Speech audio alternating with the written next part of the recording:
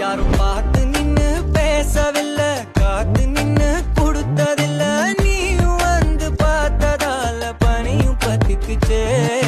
கண் மறைச்சு போற புள்ள முன்னழைச்சது யாரும் இல்ல.